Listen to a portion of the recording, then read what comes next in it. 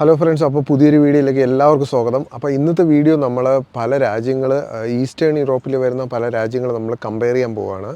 അപ്പോൾ അതിൽ ആദ്യം വരുന്നത് പോളണ്ട്, ചെക്ക് റിപ്പബ്ലിക്, അതുപോലെ ക്രൊയേഷ്യ, അതുപോലെ ഹംഗറി, റൊമാനിയ, ബൾഗേറിയ എന്നീ രാജ്യങ്ങൾ നമ്മൾ താരതമ്യപ്പെടുത്തിയിട്ട് ഏതാണ് ബെസ്റ്റ് രാജ്യം നമുക്ക് ജോലി ചെയ്യാൻ പറ്റിയതും അതുപോലെ നമുക്ക് നല്ല സാലറി കിട്ടുന്നതും എന്നൊക്കെ നമ്മൾ പരിശോധിക്കാൻ പോവുകയാണ്.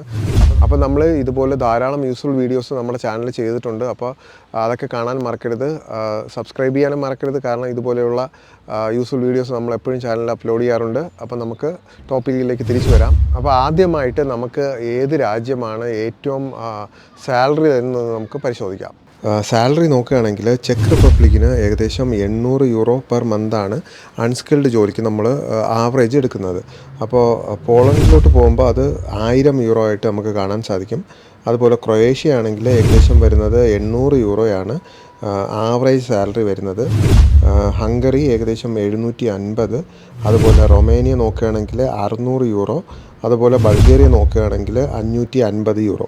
അപ്പോൾ ഇതിൽ ഏറ്റവും ടോപ്പിൽ വരുന്നത് ഫോർ അൺസ്കിൽഡ് ജോലി നോക്കുകയാണെങ്കിൽ ശരിക്കും പോളണ്ടാണ്, ഏകദേശം 1000 യൂറോ വരുന്നത്. നമ്മളിപ്പം എടുത്ത സാലറി പല ജോലിക്കനുസരിച്ച് മാറും. ഇവിടെ ഒരു കമ്പാരിസന് വേണ്ടി ഒരു സ്റ്റാൻഡേർഡായിട്ട് ഒരു സാലറി എടുത്തതേ ഉള്ളൂ. പക്ഷേ പല ജോലിക്ക് ഈ ഒരു സാലറി മാറും, ചിലപ്പോൾ കൂടും, ചെറുതായിട്ട് കുറയാനും ചാൻസ് ഉണ്ട്. അടുത്തതായിട്ട് നമുക്ക് ലിവിങ് സ്റ്റാൻഡേർഡ് പരിശോധിക്കാം. ലിവിങ് കോസ്റ്റ് നോക്കുകയാണെങ്കിൽ നമുക്ക് ഏറ്റവും മുകളിൽ വരുന്നത് ചെക്ക് റിപ്പബ്ലിക്കാണ്. ഏകദേശം 470 യൂറോയാണ് ആവറേജ് വരുന്നത്. അത് ഫുഡ് ഏകദേശം ഒരു മിനിമം കോസ്റ്റാണ് നമ്മൾ നോക്കിയത്, 150 യൂറോ. അതുപോലെ വാടക 250 തൊട്ട് 350 ഇത് ഷെയറിംഗ് ആയിരിക്കാം, അതുപോലെ സിംഗിൾ റൂമൊക്കെ ആയിരിക്കാം. ഇപ്പോൾ ഇത് ഏകദേശം ഒരു കാൽക്കുലേഷന് വേണ്ടിയിട്ടാണ് എടുത്തത്. അപ്പോൾ ഇതിൽ ഏറ്റവും മുകളിൽ വരുന്നത് ചെക്ക് റിപ്പബ്ലിക്കാണ്. അടുത്ത് നോക്കുകയാണെങ്കിൽ പോളണ്ട് ഏകദേശം 375 യൂറോയൊക്കെയാണ് ആവറേജ് കാണിക്കുന്നത്. അതുപോലെ ഹംഗറി നോക്കുകയാണെങ്കിൽ 400 യൂറോയാണ്. ക്രൊയേഷ്യ ഇപ്പോൾ ശരിക്കും ഷെങ്കൻ കൺട്രി ആയതിനു ശേഷം കുറച്ച് കൂടുകയുണ്ടായി, ഇതിനു മുമ്പ് കുറവായിരുന്നു. അതുകൊണ്ട് 440 യൂറോയോളമാണ് ക്രൊയേഷ്യയിൽ വരുന്നത്. അതുപോലെ റൊമേനിയ നോക്കുകയാണെങ്കിൽ ഏകദേശം 320 യൂറോയോളം നമുക്ക് കാണാൻ സാധിക്കും. റൊമേനിയ ശരിക്കും ഫുഡ് എക്സ്പെൻസൊക്കെ ഇച്ചിരി കുറവാണ് ബാക്കിയുള്ള രാജ്യങ്ങൾ വെച്ച് നോക്കുമ്പോൾ. ഇതിൽ ഏറ്റവും കുറവെന്ന് പറഞ്ഞാൽ ബൾഗേറിയയാണ്. ഫുഡിൻ്റെ എക്സ്പെൻസ് ആണെങ്കിലും ലിവിങ് കോസ്റ്റ് ആണെങ്കിലും അത് ഏകദേശം നമ്മൾ നോക്കിയപ്പോൾ 280 യൂറോയാണ് മൊത്തം വരുന്നത്. KFC അത്യാവശ്യം ചീപ്പാണ് കേട്ടോ ബൾഗേറിയയിൽ. നമ്മൾ സോഫിയയിൽ ഇപ്പോൾ ഇരിക്കുന്ന ഈ ഒരു KFCയിൽ നമ്മൾ ഇത്രയും ഓർഡർ ചെയ്തപ്പം 13 യൂറോ, അതായത് ഏകദേശം 1200 രൂപയായി ഇത്രയും സാധനത്തിന്. ഇത് നമ്മൾ മറ്റ് രാജ്യങ്ങളിൽ ഓർഡർ ചെയ്യുകയാണെങ്കിൽ നല്ല എമൗണ്ട് വരും. ഞാനിപ്പോൾ ഹൊസ്താവ എന്ന് പറയുന്ന ചെക്ക് റിപ്പബ്ലിക്കിലെ ഒരു ഗ്രാമപ്രദേശത്താണ്. ഇവിടെയൊക്കെ ഏകദേശം റെൻറ്റ് ഒരു 150 KC ഒക്കെയാണ് വരുന്നത് കേട്ടോ. സ്റ്റുഡൻസിൻ്റെ അക്കോമഡേഷന് ഏകദേശം ഒരു 150 KC ഒക്കെയാണ് ഔട്ടറിൽ നമ്മളെ ഗ്രാമത്തിലൊക്കെ പോകുമ്പോൾ ആവുന്നത്, ഷെയർഡ് അപ്പാർട്ട്മെൻറ്റ്സ്. ഓക്കെ, അടുത്തതായിട്ട് നമ്മൾ നോക്കുന്നത് ജോബ് മാർക്കറ്റാണ്. അപ്പോൾ സ്കിൽഡ് ജോലിക്കാണെങ്കിലും അൺസ്കിൽഡ് ജോലിക്കാണെങ്കിലും ഏറ്റവും മികച്ച ജോബ് മാർക്കറ്റ് ഏത് രാജ്യത്തിലാണ് വരുന്നത് നമുക്ക് നോക്കാം. അപ്പോൾ ആദ്യം വരുന്നത്, ഈ രാജ്യങ്ങൾ കമ്പയർ ചെയ്യുമ്പോൾ ഏറ്റവും സാധ്യതയുള്ളത് പോളണ്ടിലാണ്. പോളണ്ടിൽ ഡിമാൻഡ് കൂടുതലാണ്. അടുത്തതായിട്ട് വരുന്നത് ചെക്ക് റിപ്പബ്ലിക്കാണ്. ചെക്ക് റിപ്പബ്ലിക്ക് കഴിഞ്ഞാൽ ഹംഗറിയാണ്. ഹംഗറിയിൽ ഓപ്പർച്യൂണിറ്റീസ് ഉണ്ട്. ബാക്കിയുള്ള രണ്ട് രാജ്യങ്ങളെ വെച്ച് നോക്കുമ്പോൾ മോഡറേറ്റ് ആണെന്ന് നമുക്ക് പറയാം. അത് കഴിഞ്ഞിട്ട് റൊമേനിയയാണ് വരുന്നത്. റൊമേനിയയിൽ ശരിക്കും ഇപ്പം എക്സ്പാൻഡ് ചെയ്തുകൊണ്ടിരിക്കുകയാണ്. പല ബിസിനസ്സുകളും ഡെവലപ്ഡ് ആയിട്ടുള്ള യൂറോപ്യൻ രാജ്യങ്ങളിൽ നിന്ന് ഇപ്പം റൊമേനിയയിലോട്ട് മൂവ് ചെയ്യുകയാണ്.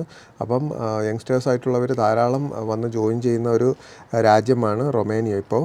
അത് കഴിഞ്ഞിട്ട് ക്രൊയേഷ്യ ഒരു ടൈമിൽ നല്ല ബൂമായിരുന്നു, നല്ല അവസരങ്ങളുണ്ടായിരുന്നു. ഇപ്പോൾ കുറച്ച് സാച്ചുറേറ്റ് ആയിട്ടുണ്ട്, അവസരങ്ങളിപ്പോൾ കുറവാണ്. ടൂറിസം മേഖലയിലും അതുപോലെ അഗ്രികൾച്ചറിലുമാണ് കൂടുതൽ ജോലി സാധ്യതകൾ ക്രൊയേഷ്യയിലുള്ളത്. അത് കഴിഞ്ഞിട്ട് വരുന്നത് ബൾഗേറിയയാണ്. അങ്ങനെ രാവിലെ നമ്മൾ ബൾഗേറിയൻ പത്രം വായിച്ചിരിക്കുകയാണ്. ഒന്നും മനസ്സിലാവുന്നില്ല, പക്ഷേ ഞാൻ ട്രാൻസ്ലേറ്റ് ചെയ്ത് നോക്കി. അപ്പോൾ മനസ്സിലായെന്ന് വെച്ചാൽ ഇവിടുത്തെ കറപ്ഷനെ കുറിച്ചൊക്കെയാണ് കേട്ടോ ഇത് പറയുന്നത്.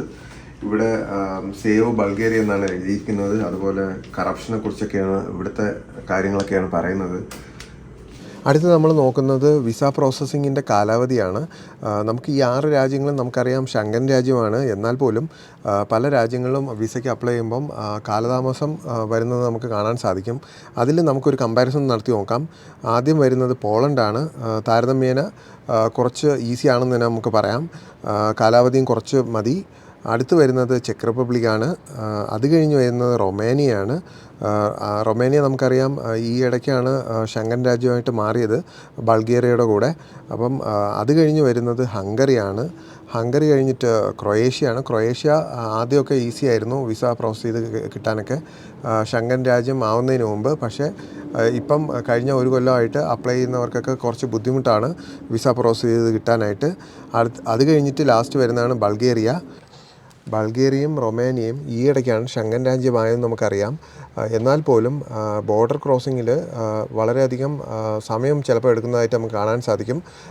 നമ്മൾ ഈ ഇടയ്ക്ക് നടത്തിയൊരു യാത്രയിലും ആ ഒരു ബുദ്ധിമുട്ട് നമുക്ക് അനുഭവപ്പെട്ടു. അപ്പോൾ അത് ഞാൻ വിശദമായിട്ടൊരു വീഡിയോ ചെയ്യുന്നതാണ്. ഓക്കെ ഫ്രണ്ട്സ്, അപ്പോൾ നമ്മുടെ ബൾഗേറിയ എക്സിറ്റ് ചെയ്തു. ബോർഡർ കൺട്രോൾ ആയിരുന്നു. അവർ കസ്റ്റംസൊക്കെ വന്ന് നന്നായിട്ട് ചെക്ക് ചെയ്തു കേട്ടോ.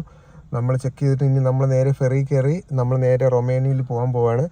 നമ്മൾ അങ്ങനെ ഒരു നദി ക്രോസ് ചെയ്തിട്ടാണ് നമ്മൾ അടുത്ത രാജ്യത്തോട്ട് പോകുന്നത്. അപ്പോൾ അതിനായിട്ട് ഫെറിക്കുള്ള ടിക്കറ്റ് എടുത്തിട്ടുണ്ട്, നമ്പർ ഓഫ് പാസഞ്ചേഴ്സ്. പക്ഷേ അവർ ഭയങ്കര ചെക്കിങ് ആയിരുന്നു ചെയ്തത്. അതായത് നമ്മൾ കാറൊക്കെ തുറന്നു നോക്കി, പിന്നെ കുറച്ച് കാര്യങ്ങളൊക്കെ ചോദിച്ചു. അപ്പോൾ വേറെ കുഴപ്പമൊന്നുമില്ല, ഡോക്യുമെൻറ്റ്സ് എല്ലാം പക്കയായതുകൊണ്ട് പിന്നെ വേറെ കുഴപ്പമില്ല. പക്ഷേ അവർ എന്താ പറയുക, നമ്മുടെ ഇവിടെ പണ്ട് കമ്മ്യൂണിസ്റ്റ് ഭരണമായിരുന്നല്ലോ. അപ്പോൾ നമ്മളൊരു സർക്കാർ ഒരു ഓഫീസിൽ പോകുമ്പോൾ എങ്ങനെയാണോ അതുപോലെയൊക്കെ തന്നെയായിരുന്നു ഇവിടെയും ഇവരുടെ ഒരു പെരുമാറ്റമൊക്കെ. അപ്പോൾ അത് കഴിഞ്ഞു. ഇനി അടുത്ത് നമ്മൾ റൊമാനിയയിൽ എൻ്റർ ചെയ്യാൻ പോവാണ്. അടുത്ത് നമുക്ക് കാലാവസ്ഥയുടെ കാര്യം ഒന്ന് കമ്പയർ ചെയ്ത് നോക്കാം. കാലാവസ്ഥ നോക്കുകയാണെങ്കിൽ എനിക്ക് ഏറ്റവും ഇഷ്ടപ്പെട്ടൊരു ക്ലൈമറ്റുള്ള ഒരു രാജ്യമാണ് ക്രൊയേഷ്യ. ക്രൊയേഷ്യയിൽ പല വീഡിയോസും നമ്മൾ ചെയ്തിട്ടുണ്ട്. നല്ല കിടിലൻ ക്ലൈമറ്റാണ്. നോർത്തിൽ ചെറിയ തണുപ്പുണ്ടെങ്കിലും സൗത്തിൽ നല്ല വാമായിട്ടുള്ള വെതറാണ്. പിന്നെ പറയാനുള്ളത് രണ്ടാമത് വരുന്നത് ബൾഗേറിയയാണ്. ബൾഗേറിയയും നല്ല വാമായിട്ടുള്ള ഒരു രാജ്യമാണ്. സ്നോഫാളൊന്നും അധികം ഇല്ലാത്ത, സ്നോഫാൾ തീരെ ഇല്ലെന്ന് തന്നെ നമുക്ക് പറയാം, ഇല്ലാത്തൊരു രാജ്യമാണ് ബൾഗേറിയ. പിന്നീട് വരുന്നത് ഹംഗറിയാണ്. ഹംഗറി ശരിക്കും ഒരു കോണ്ടിനെൻ്റൽ ക്ലൈമറ്റാണ് നമുക്കറിയാം. അതുപോലെ നല്ല തണുപ്പുള്ള ഒരു രാജ്യമാണ് ബാക്കിയുള്ള 2 രാജ്യങ്ങൾ വെച്ച് നോക്കുമ്പോൾ. പിന്നീട് വരുന്നത് നാലാമതായിട്ട് വരുന്നത് റൊമേനിയയാണ്. റൊമേനിയയും നല്ല തണുത്തൊരു രാജ്യമാണ്. നമ്മൾ പല ഭാഗങ്ങളിലൂടെ റൊമേനിയയിൽ യാത്രയുണ്ടായി. അതിൽ നോർത്തിലോട്ട് പോവുകയാണെങ്കിൽ നല്ല തണുത്ത സ്ഥലങ്ങളുണ്ട്, സൗത്തിലോട്ട് തണുപ്പ് ഇച്ചിരി കുറവാണെന്ന് നമുക്ക് പറയാം. പിന്നെ വരുന്നത് ചെക്ക് റിപ്പബ്ലിക്കും പിന്നീട് പോളണ്ടുമാണ്. ഈ 2 രാജ്യങ്ങളും സാധാരണ മറ്റ് യൂറോപ്യൻ രാജ്യങ്ങളെപ്പോലെ നല്ല തണുത്ത സ്നോഫാളൊക്കെ ഉള്ള ഒരു രാജ്യമാണ്.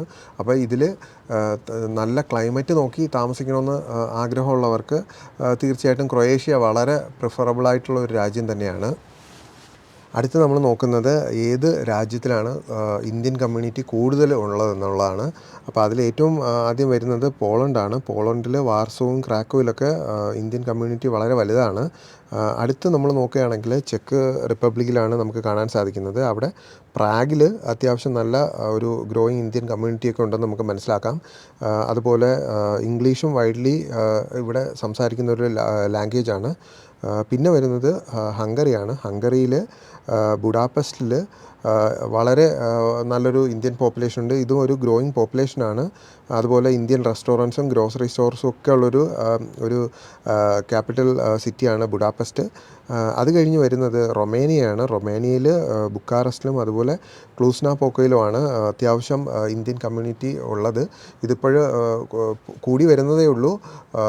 അധികം മറ്റ് രാജ്യങ്ങളെ വെച്ച് നോക്കുകയാണെങ്കിൽ അത്രയൊന്നും ആയിട്ടില്ല. പിന്നെ വരുന്നത് ക്രൊയേഷ്യയും ബൾഗേറിയയാണ്.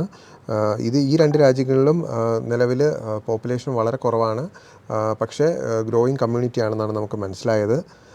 അതിൽ ബൾഗേറിയയിൽ നോക്കുകയാണെങ്കിൽ സോഫിയയാണ് കൂടുതൽ പോപ്പുലേഷൻ ഉള്ളത്, ഇന്ത്യൻ പോപ്പുലേഷൻ ഉള്ളത്. അതുപോലെ ക്രൊയേഷ്യ നോക്കുകയാണെങ്കിൽ സാഗ്രബിലാണ് ഇന്ത്യൻ കമ്മ്യൂണിറ്റി കൂടുതലായിട്ടുള്ളത്. ഈ രാജ്യങ്ങളെല്ലാം സിറ്റീസിലൊക്കെ ഇംഗ്ലീഷ് സംസാരിക്കുന്ന ഒരു സ്ഥലമാണ്. ഇനി അടുത്ത് നമ്മൾ എല്ലാ ഘടകങ്ങളും നോക്കിയിട്ട് ഒരു കമ്പാരിസൺ നടത്തുകയാണ്. അപ്പം ഇതെല്ലാം പരിശോധിച്ചിട്ട് നമുക്ക് ഒരു ഫൈനൽ റിസൾട്ട് എങ്ങനെയാണെന്ന് നമുക്ക് നോക്കാം.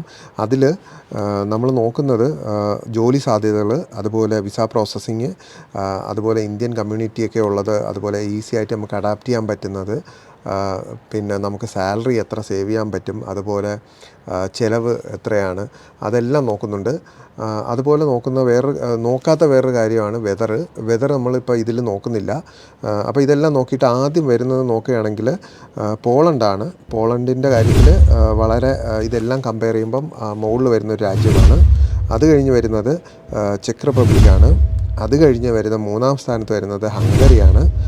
4-ാം സ്ഥാനത്ത് റൊമേനിയ, 5-ാം സ്ഥാനത്ത് ക്രൊയേഷ്യ, 6-ാം സ്ഥാനത്ത് ബൾഗേറിയ. നമ്മുടെ പഴയ വീഡിയോയിൽ നമ്മൾ കമ്പയർ ചെയ്തപ്പോൾ ക്രൊയേഷ്യയും റൊമേനിയയും പണ്ട് നമ്മൾ കമ്പയർ ചെയ്തിരുന്നു. ആ സമയത്ത് റൊമേനിയ ഷെങ്കൻ രാജ്യമല്ലായിരുന്നു. അപ്പോൾ അത് കാരണം നമ്മൾ റൊമേനിയ താഴെയും അതുപോലെ ക്രൊയേഷ്യ മുകളിലുമായിട്ടാണ് നമ്മൾ കമ്പയർ ചെയ്തപ്പോൾ വന്നത്.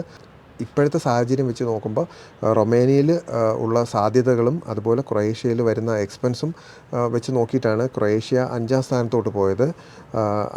ബാക്കി ബൾഗേറിയ നമുക്കറിയാം. ബൾഗേറിയ സാലറിയിലും എല്ലാ കാര്യത്തിലും ബാക്കി എല്ലാ രാജ്യങ്ങളും വെച്ച് നോക്കുമ്പോൾ താഴെയാണ് വരുന്നത്.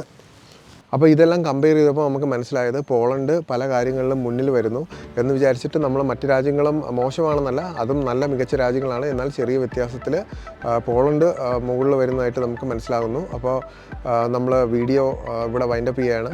വീഡിയോ ഇഷ്ടപ്പെട്ടെങ്കിൽ ലൈക്ക് ചെയ്യുക, ഷെയർ ചെയ്യുക. പുതിയ വീഡിയോയിൽ ഉടനെ കാണാം. Thanks for watching. Good bye.